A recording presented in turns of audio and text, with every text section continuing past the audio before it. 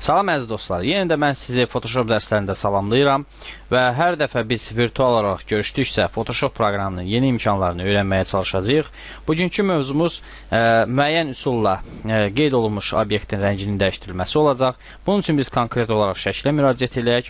Obyekti ekrana çağırmaq üçün fayl menüsünə daxil olub Open əmrini sıxırıq.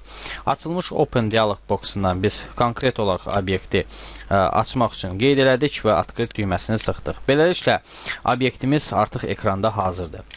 Seçiləcək hissənin rəngini dəyişmək üçün əlbəttə biz həmin hissəni mümkün dərəcədə yaxınlaşdırırıq. Bunun üçün biz zoom alətini götürdük və konkret olaraq müəyyən bir nahiyə qeyd olundu və beləliklə həmin nahiyə üzərində iş gedəcək. Yəni, konkret dodaqların rəngini dəyişdiriləcək.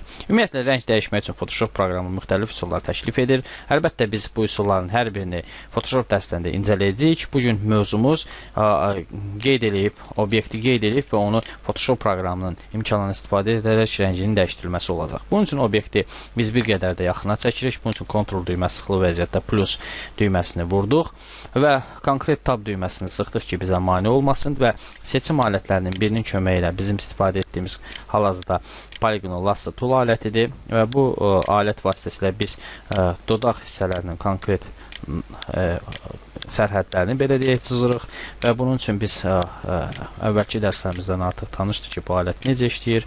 Bu alətin işləmə prinsipi belədir ki, başlanğıc nöqtə qeyd olundu və biz sonuncu nöqtəyə qədər gedib çıxmalıyıq. Bunun üçün sol düymə qısaca hissələrdə xırda-xırda vurulur ki, seçəcəyimiz hissə daha uyğun gəlsin, yəni dodaq ölçülərinə uyğun gəlsin və beləliklə biz sonuncu nöqtəni başlanğıc nöqtəni birləşdirmək üçün sol düyməni sıxdıq.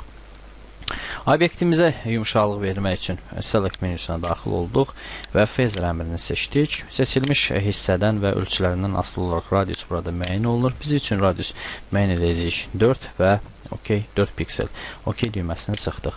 Və bundan sonra biz dodaq boyasının rəngini dəyişmək üçün əvvəlcə Image menüsünə, daha sonra Adjustment sətrini, daha sonra isə Photo Filter deyilən əmri tətbiq edəcəyik. Və dodaq boyasını görmək istədiyimiz rəngi hökmə seçməliyik. Məsələn, deyək ki, bir qədər qırmızı seçəcəyik və OK düyməsini sıxacağıq.